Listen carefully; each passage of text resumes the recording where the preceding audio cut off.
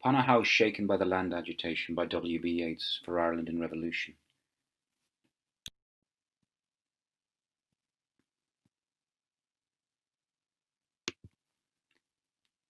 In this short lecture, I just want to focus on one poem. I want to put it briefly in historical context and then talk a little bit about what Yeats is doing in this poem in order to help you understand the significant shift in his position in politics that occurs shortly after Kathleen Ní Thualainn, is notable in the more amorphous world of An Báire Strand, the kind of gender-fluid queer world of that play, and becomes the defining signature of his politics and loyalties for the rest of his career. We'll read the poem first. How should the world be luckier if this house, where passion and precision have been won time out of mind, became too ruinous to breathe the lidless eye that loves the sun, and the sweet laughing eagle thoughts that grow where wings have memory of wings, and all that comes of the best knit to the best. Although mean roof trees were the sturdier for its fall, how should their luck run high enough to reach the gifts that govern men? And after these, to gradual time's last gift, a written speech wrought of high laughter, loveliness, and ease. The first question we might ask is, which house is he talking about? Or what is land agitation? The house is Coole Park, Lady Gregory's house, the house in Galway where Yeats had taken to in order to rest and recover, in order to visit with Lady Gregory, and also, of course, to co-write plays like Kathleen Ní Thualainn. As his dissatisfaction with Irish politics grew, Yeats became increasingly inclined to align himself with the aristocratic landed gentry of Ireland. He began to style himself a member of the landed classes. This was a deliberate disaffiliation from the masses, the democratic politics of land agitation, and the cultivation of a more or less spurious identity as one of Ireland's best. The best knit to the best in this poem is the Anglo-Irish colonial settler class. I put a short reading on Brightspace, just introducing you to the land war that occurred in Ireland after 1879, and which was concluded by 1902. In fact, it was concluded much earlier than that as a war, and it became a kind of constitutional process of gradually switching the basis of the economy in Ireland from a mostly landlord-based economy of rent to a peasant proprietorship. If you read about the period from 1895 to 1905 in Ireland, you will hear the phrase killing home rule with kindness. The idea was that the British government determined to give the Irish people something of what they wanted in order to pacify them. So by 1902, there had been a revolution in land ownership in Ireland. Elizabeth Curtis tells you that 300 people in Ireland owned most of the land around the middle of the 19th century. And by 1902, the landlord classes had been all but decimated in Ireland. This was the real revolution, arguably, in Irish society, with the 1916 Rising a kind of later ratification of this new arrangement in its realities. In the reading that I gave you on land agitation, I'd like to just highlight one or two points, not historical points, but points of theory relating to Foucault. Foucault makes the point that power is fluid, that it's not monolithic, and it doesn't inhere in one person who then perpetrates it against another. Power flows through multiple agents in multiple ways, and in order to study power, you always have to pay careful attention to the complexities and contradictions of how power organizes and reorganizes itself. Here's a great example. Isaac Butt, one of the founders of the Irish Home Rule movement, which sounds like a progressive democratic push for Irish freedom, was actually a Protestant and lifelong conservative who had opposed the disestablishment of the Church of Ireland. The Church of Ireland had been made Ireland's official church. The Protestant Church of Ireland had been made Ireland's official church, and one of the long-standing grievances of the Irish people was that they had to pay fees or tithes to support it, even though they didn't believe in the religion, and were often devout Catholics. Isaac Butt then was a home ruler, but he was also fundamentally conservative. What he was concerned about was democratization of the masses, and it was in order to prevent that, as a bulwark against democracy, as Curtis puts it, that he began to support Home Rule. In other words, Home Rule was a conservative mechanism for Butt to assert and retain control over Irish politics for Irish landlords, gentry, and professionals. One of the paradoxes of English colonialism in Ireland under the Union was brought in 1800 in response to the 1798 rebellion that we have studied briefly in relation to Kathleen Ni Houlihan. The problem with the rhetoric of unionism is that if Ireland is in a meaningful union with England, then any reforms that are given to the any reforms of the English democratic process have also to be applied in Ireland for the rhetoric of unionism to mean anything. So, for example, the 1867 Reform Act, which expanded the franchise, giving more and more people the vote. If this wasn't applied in Ireland, then Ireland was clearly a colony. If it was applied in Ireland, then the newly enfranchised people would use their politics against England. So England was hoisted by its own petard. It was hoisted, in other words, or undermined by its own democratic impulse. This is the problem with liberal colonialism. Its own rhetoric implodes unless it extends liberal measures to all, but it has no way of controlling what all do with those liberal measures. So that's the first thing. It's possible in this period in Irish history to be fundamentally conservative and support Home Rule for reasons of conservation of property. So that by 1873, the Home Rule movement, which had been begun by conservative landlords, was overtaken by the Catholic middle classes. Here again you just see the basic point that Foucault is making. Power is fluid, and it moves, and it can confound its founders. Another thing to note about this short reading is the issue of religion. And again, this is Foucault's power. It's almost a commonplace of Irish history that the Irish were devoutly Catholic. And after the famine, and certainly after 1870 with the devotional revolution, this might be true. However, as Curtis tells us, when it suited the Irish people, they were quite happy to ignore the Catholic hierarchy and bishops. When the issue was land ownership, the Catholic bishops struggled to control the Irish populace, suggesting again that support for the Church in Ireland wasn't some monolithic mindset that determined politics and passion and belief. It was a tactic and a strategy, a more or less sincere spiritual disposition, yes. But people tended to obey the Church when the Church was saying what they wanted to hear anyway. There's something inherently pragmatic about the peasant people of Ireland in this period. Coming out of the famine, they were determined to secure a meaningful and secure basis for their own existence. Here again, 1874, Home Rulers are successful in an election, winning 60 of 103 Irish seats, which sounds like a majority result for Irish democracy.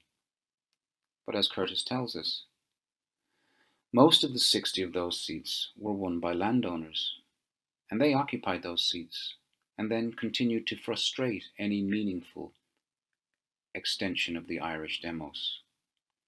They were characterized, Curtis says, by insincerity and self-interest. Once again, Foucault's characterizations of power are useful to understand this kind of moment. If we think of Irish history as Catholic and Protestant, them and us, landlord and tenant, and use these kind of rigid binaries and impose them on the fluid processes of the past, we will only distort the reality.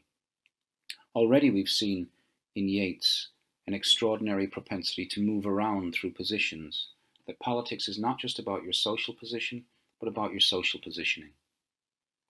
That Irish politics in this period was pragmatic and fluid and changed all the time. Here, for example, we return to the Two Rivals cartoon, which we've studied now and seen many times. To the left, you can see now the Land League holding dynamite, the simian ape, the barbaric ape, etc. These are racial stereotypes. And Ireland here, Hibernia, is being asked to choose between land bills, which are constitutional measures meant to appease the peasant, and the Land League, who are seen as inherently violent. But this is a caricature. If you go to the beliefs of the main agents and figures, the leaders of the land war, you will see that they are astute and inherently pragmatic individuals.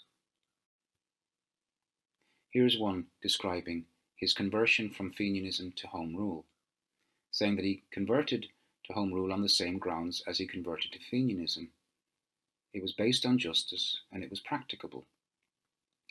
My principles have never altered, and I can see nothing inconsistent in my adapting myself to changed conditions. I and those who thought like me were driven into Fenianism because it seemed likely to achieve success, and what was called constitutional agitation seemed hopeless. Now the position was reversed. On the one hand, Fenianism had collapsed, and on the other, there seemed a prospect, partly owing to the change wrought by Fenianism, that a constitutional movement might succeed. This is not monomaniacal commitments to violence. This is astute, pragmatic politics. When you read their arguments, they are not the arguments of simian apes, but the astute, Marxist arguments very often, about monopolies on landed privilege. So we have to give the Irish some credit here, and this is ultimately how they managed to undermine colonialism in Ireland. When constitutionalism worked, they worked with constitutionalism. When constitutionalism tended to get constipated by English indifference or the hauteur of the House of Lords, they moved to violence. They used both, in other words, and this became a signature of what was called the New Departure in the Land League, that they weren't going to choose between two rivals, they were going to invite Ireland to marry both, a kind of political polygamy that led to an extremely effective campaign of constitutionalism backed by the threat of violence. In other words, it was a mirror image of the colonial tactics of coercion and conciliation that had characterized Irish politics for a long time under British rule. The change will take the shape of a combination between the advocates of physical force and those who believe in constitutional agitation. And they were calling for peasant ownership. And the point I'm making is that by 1902, this had happened in significant measure. The final bill, the most sweeping land reform bill in Irish history, was the Windham Act of 1903. The other thing I want to point out about this reading is the importance of the famine. Many of the leaders of the land war movement were brought up during or shortly after the famine. John O'Connor Power was brought up in a Ballinasloe workhouse, a workhouse being one of the means by which famine relief, more or less grudgingly, was disseminated in Ireland. But you had to work to get food, and at a time if you're starving to death, this of course was a recipe for disaster. These kinds of memories haunted the generations after the famine, and arguably still haunt Irish memory. David, for example, remembers being evicted from his house at the age of 4, born in 1846 at the height of the Great Famine. And he says, "I have a distinct remembrance, doubtless strengthened by the frequent narration of the event by my parents in after years, of that morning's scene." So here you have famine eviction, famine memory, driving a new politics of land, radicalizing the populace. In Irishtown, for example, Curtis says that part of what motivated the Irish tenants to aggregate so successfully into a mass movement was dread of a repeat of the mass dispossession of the Great Hunger. So they responded militantly. So this is the land agitation that has shaken Lady Gregory's house. And again, we can note the anachronism of the dates. The land war begins around 1879. Yeats's poem was written in 1910. Once again, he's indicting the present, but using a kind of complex appeal to the past. How should the world be luckier if this house, where passion and precision have been won, time out of mind, became too ruinous to breathe the lidless eye that loves the sun? I suggested to you that On By a Strand was a play haunted by the spectre of degeneration. And in the Hopes and Fears lecture, I pointed you to the chief source for that idea, Max Nordau's monumental tome of 1895. It was a kind of hodgepodge of Lamarckian precepts about decline, the idea that inferior stock were breeding their own demise. And in this poem, Yeats is offering up the claim that the Irish natives, are themselves an inherent source of degeneration. So that this poem too, and all of Yeats's work arguably from the 19th century through to the end of his career, is haunted by the spectre of degeneration. He was profoundly convinced of the thesis that if the best didn't breed with the best, the species would go into decline. This theory predated Darwin's Origin of Species, but it became biologized by Darwin's work, disastrously and erroneously, not by Darwin himself, but by Darwinians who applied his theory of natural selection, selection in a state of nature, to human society, which is not a state of nature at all. But now, society was seen as a kind of mechanism in which inferior stock, the residuum, the masses, the working classes, the vagrants, were not just threatening the landed classes, they were also contaminating the stock. This leads us right up to World War II and Auschwitz. And Yeats is in a keen dialogue with these issues throughout the rest of his career. So the point he's making here in this first question, you'll notice that this poem consists in three questions: how, where, and how. So the first question is asking this question: what is, or is it, in Ireland's interests if people like Lady Gregory, the Anglo-Irish landed classes, is it in Ireland's self-interest to displace those classes, for them to become too ruinous to breed the lidless eye that loves the sun? You're in a better position to interpret the middle part of this poem because you've read On By a Strand, and you know that Yeats uses the imagery of birds of prey in order to connote genetic fitness and inheritance, so that the Anglo-Irish here are being styled as the Cuchullans of Ireland. They are the ones with the proper genetic inheritance. They have, he says, passion and precision in their character, time out of mind.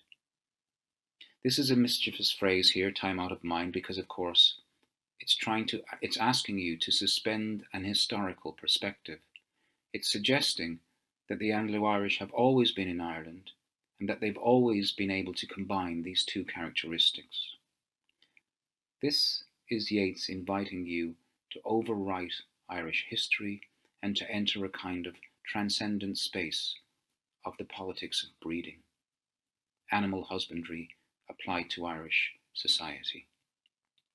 And that Lamarckian notion that you could inherit moral characteristics is here again, in the idea of the eagle thoughts that grow where wings have memory of wings, and all that comes of the best knit to the best. That beautiful use of the word knit there, the idea of muscle and tissue and bone.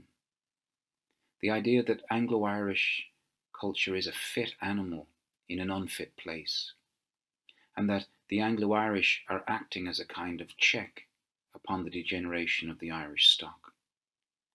Yeats admits that the Irish peasant will be stronger if the house, his politics, and its place in Irish society are subverted. But he doesn't think that Ireland will be stronger if the peasants are stronger, based on the logic that they are themselves inherently weaker, morally, physically, and so forth. And he makes the point that Matthew Arnold made about the Anglo-Irish, although he makes a version of Matthew Arnold's case about genetic blending. You'll remember that in On Bayou Strand, Yeats engages Matthew Arnold's stereotypes of the Irish as passionate to a fault. He makes an argument for colonialism based on a kind of alliance between the Saxon English, whom he claims are practical, steady, politic, etc., and the dreamy Celt, who is turbulent like Cuchulainn, reactive, unsteady, but also passionate, artistic. So that Matthew Arnold is saying that if the sober English could breed with the passionate Irish, we would have an ideal type. And this helps us to explain not just this notion here of passion and precision in the two rivals, but Yeats's claim that the Anglo-Irish are a people, or this house, Cool House, is a place where passion and precision have been one time out of mind. Matthew Arnold, in writing on Celtic literature, was making an argument for interbreeding between the Saxon and the Celt. It was a metaphor for colonial occupation, but one to which the Irish gave consent in order to inoculate themselves against their own passionate excess. Yeats here takes Arnold's schema and suggests that actually the ideal type that Ireland needs is already in Ireland and already in charge. So that this is a fundamentally conservative poem, suggesting that the very people that Yeats was trying to enfranchise in a play like Kathleen Ni Houlihan, taking them away from their homesteads in order to make them die for Ireland, he's suggesting now that these people do not deserve to govern themselves. In fact, he's making the very common English argument that the Irish were not capable of self-government. How should their luck run high enough to reach the gifts that govern men?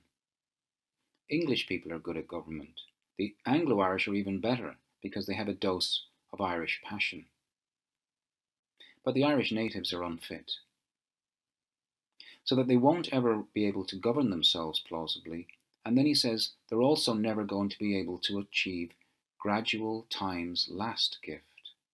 Here, an appeal to a kind of progressive evolution of grace and ease, already acquired by the Anglo-Irish, but seemingly unavailable to the native Irish. And that final gift is a written speech wrought of high laughter, loveliness, and ease. Earlier on in his works, Yeats was flirting with the ballad form, which we saw as a primarily oral form, transmitted by performance. And Protestantism is inherently linked, historically, to the invention of print capitalism, written speech. So that the Irish oral native tradition that Yeats supported and occupied in his Republican phase is now replaced by the idea that writing is an index of culture, not singing, not speaking. So that the transition from an oral culture to a print culture, which we've seen as a kind of backbone of the national imaginary, the imagined community, is here linked to people like Lady Gregory and Yeats. If we step back then, we see that this poem, written in 1910, reaches back into the recent past to regret the revolution in Irish land ownership that was achieved by the Irish people, paradoxically by a very astute use of a pragmatism of physical force and constitutional politics. The invention of the boycott, the invention of parliamentary obstructionism, all of this mentioned in the brief reading I gave you. And instead of saluting this extraordinarily resourceful set of measures, Yeats implies that it shouldn't have happened, that it is to be regretted, and that Ireland is declining, that the spectre of degeneration now hangs over Ireland all the more because the Irish have managed a true revolution in land ownership.